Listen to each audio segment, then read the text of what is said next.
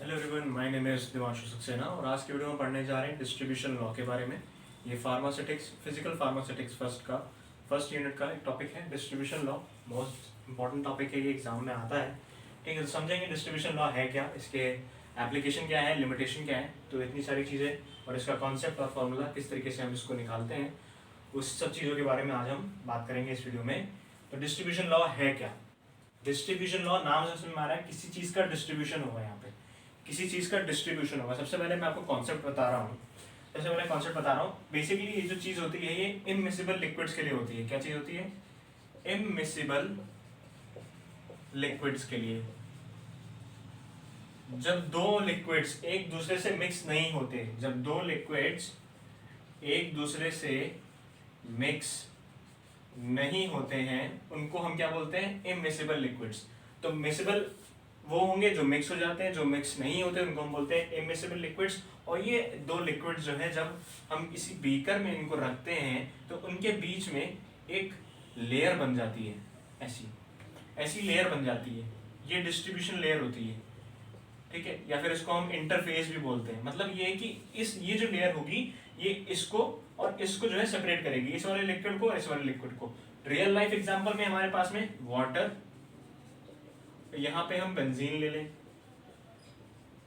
या फिर CCl4 ले लें, यानी कार्बन टेट्राक्लोराइड। ठीक है, तो इसमें जब इनको हम मिक्स करते हैं, जब दो इमिसिबल लिक्विड्स को हम मिक्स करते हैं तो वहां पे क्या होता है? एक लेयर फॉर्म होती है और वहां पे दो लिक्विड्स अलग अलग दिखाई पड़ते हैं हमको आफ्टर सेटलिंग डाउन। ठीक है, उसके बाद क्या होता है? अगर मान लो हमने ड्रग ली, क्या ली? ड्रग ली।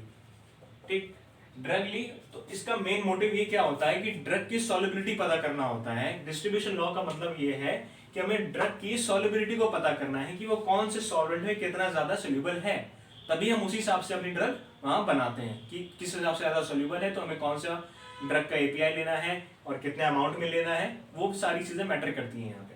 ठीक है, तो ड्रग की सॉल्युबिलिटी हमें चेक करनी है कि वो बेंजीन में ज्यादा सोल्यूबल होगा या फिर वाटर में ज्यादा सोल्यूबल होगा। ठीक है, तो क्या करते हैं हम? स्मॉल अमाउंट में, ज्यादा अमाउंट हमें नहीं लेना है, ध्यान रखिएगा। स्मॉल अमाउंट में हमें ड्रग लेनी है। ड्रग लेने के बाद में हमें इसमें ऊपर से इसको डाल देना है। ठीक है, बेंजीन की लेयर और वाटर की लेयर ऊपर में डाल देना है। ठीक है, वहां पे लेयर, ये जो इंटरफेशियल लेयर है वो उसको सेपरेट करेगी बेंजीन और वाटर को। स्मॉल अमाउंट ऑफ ड्रग हमने ऊपर से डाली इसमें। अल्टीमेटली क्या होगा? हमें इसको शेक करना है फॉर ज्यादा टाइम के लिए, काफी ज्यादा टाइम के लिए हमें इसको शेक करना है। आपने एक्सपेरिमेंट भी किया होगा, जब हम बेंजीन और वाटर लेते हैं और बेंजोइक एसिड हम लेते हैं as a drug, benzoic acid as a drug लेते हैं, तो क्या करते हैं? उसको हम बहुत देर तक या फिर हाफ एन आवर के लिए कम से कम उसको हम ऐसे ऐसे करके शेक करते हैं। ठीक है, इसमें सेपरेटिंग फनल में। ठीक है, तो सेपरेटिंग फनल में जब शेक करेंगे फॉर हाफ एन आवर,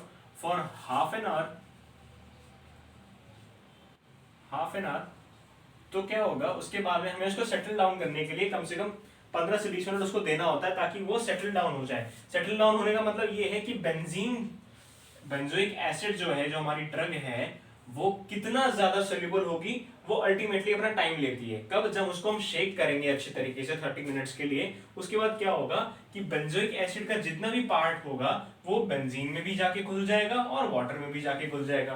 कितना? और हमें पहली चीज ये कि उसका वो क्या नाम है, जो ड्रग हमें लेना है, वो ड्रग हमें ऐसी लेनी है जो कि बेंजीन में भी, ऑर्गेनिक सोल्यूशन में भी और एक्वस सोल्यूशन में भी, दोनों में डिसॉल्व होती हो और सोल्यूबल होती हो। ठीक है, तो इसमें क्या हमें उसका सोल्यूबिलिटी चेक करनी होती है कि कितना सोल्यूबल है। ठीक, तो फिर इसको हम बेंजोइक एसिड को इसमें डालेंगे, इसको शेक करेंगे, देन उसके बाद में उसको सेटल डाउन करने के लिए थोड़ा सा टाइम देंगे, देन उसको हम अल्टीमेटली अपने पैरामीटर से चेक करेंगे। तो इसका जिसका फॉर्मूला होता है डिस्ट्रीब्यूशन लॉ का, वो होता है concentration of solute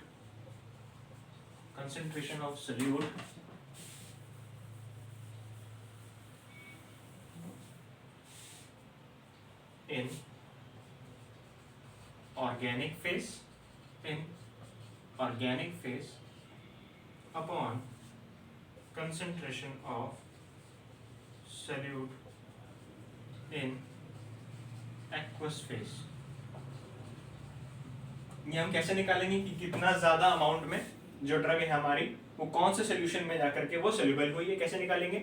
concentration of solute का जो हमने हमारे ड्रग है वो सल्यूट में थी, स्मॉल अमाउंट में थी, उसका जो है कंसंट्रेशन हम निकालेंगे किस में, ऑर्गेनिक फेज में, ये हमारा ऑर्गेनिक फेज है। और जो हमारा जो कंसंट्रेशन ऑफ ड्रग रहेगा वो एक्वस फेज में निकालेंगे, उसको डिवाइड कर देंगे, देन जो भी यूनिट आएगी, बेसिकली ये जो होता है ये यूनिटलेस होता है, ठीक है, यूनिटलेस होता है, इसको हम डायमेंशनलेस भी कहते हैं, डायमेंशनलेस, क्योंकि हम सिर्फ कंसंट्रेशन की बात करें तो कंसंट्रेशन की यूनिट कट जाती है, मोल पर लीटर जो भी होती है, ठीक है, डायमेंशनलेस क्वांटिटी। तो हमें अपना एक डिस्ट्रीब्यूशन जो लॉ का हमारे उस हिसाब से हम देखते हैं कि कितना अमाउंट में सोल्यूबल हुई है ड्रग, वो हमें अल्टीमेटली हमें मिल जाता है, ठीक है। तो कैसे, हमने एक सोल्यूशन लिया, बेंजीन का लिया, वाटर में लिया, उसको हमने शेक किया, ठीक है, उसके बाद हमने बेंजोइक एसिड ली, बेंजोइक एसिड को उसके साथ में शेक किया, देन जितना भी अमाउंट में बेंजोइक एसिड का वो बेंजीन में डिसॉल्व होना होगा, जितना पार्ट जो है वो वाटर में डिसॉल्व होना होगा, वो अल्टीमेटली हो जाएगा आफ्टर सम टाइम। उसके बाद हम क्या करेंगे, बेंजीन के कंसंट्रेशन में देखेंगे कि कितना हमारा बेंजोइक एसिड वहां प्रेजेंट है, देन वाटर में देखेंगे कितना कंसंट्रेशन हमारा बेंजोइक एसिड का प्रेजेंट है, उसको डिवाइड कर देंगे, अल्टीमेटली हमें पता लग जाएगा कि किस में ज्यादा जो है बेंजोइक एसिड वहां पे सोल्यूबल हुआ है, ठीक है। कुछ लिमिटेशंस की बात करते हैं, और हाँ, लिमिटेशन मतलब कि वो कहां तक हमारा वर्क कर सकता है, किस किस कंडीशंस पे वर्क कर सकता है, और कहां तक जो है उसकी स्टेबिलिटी बनी हुई है, कौन कौन सी कंडीशंस में। पहली कंडीशन तो ये है कि वहां पे कांस्टेंट टेम्परेचर होना चाहिए, लिमिटेशन की बात कर रहे हैं, लिमिटेशन कांस्टेंट टेम्परेचर होना चाहिए, यहाँ कांस्टेंट टेम्परेचर इसलिए होना चाहिए क्योंकि सॉल्युबिलिटी जो होती है वो डायरेक्टली इफेक्ट करती है टेम्परेचर से। अगर टेम्परेचर बढ़ जाएगा और टेम्परेचर अगर कंट्रोल हम नहीं रखेंगे तो अल्टीमेटली बेंजोइक एसिड की जो सॉल्युबिलिटी है वो वेरी करेगी, ठीक है। पहला आ गया कांस्टेंट टेम्परेचर। सेकंड जो है वो है वॉल्यूम ऑफ बेंजोइक एसिड, मतलब कि ये है कि कंसंट्रेशन हमें देखना है कि जो बेंजोइक एसिड होगा वो हमें कम अमाउंट में लेना है, small amount of drug, small amount of drug should be taken, अगर ज्यादा अमाउंट में लेते हैं तो कंसंट्रेशन शायद वैरी कर सकता है और अप्रोप्रिएट हमारे रिजल्ट्स नहीं आएंगे। और भी मैंने लिमिटेशंस नीचे मैंने नोट्स डाले हैं डिस्क्रिप्शन बॉक्स में, उसमें आप देखिएगा, एडवांटेजेस भी हैं। तो this is all about the video, क्योंकि वो आपको समझ में आ ही जाएंगे, बहुत इजी लैंग्वेज में मैंने लिखा है, तो वीडियो को लंबी करने से कोई फायदा नहीं है। Thank you so much for the video, hope कि आपको समझ में आया होगा, and please do share and subscribe the channel. Thank you so much.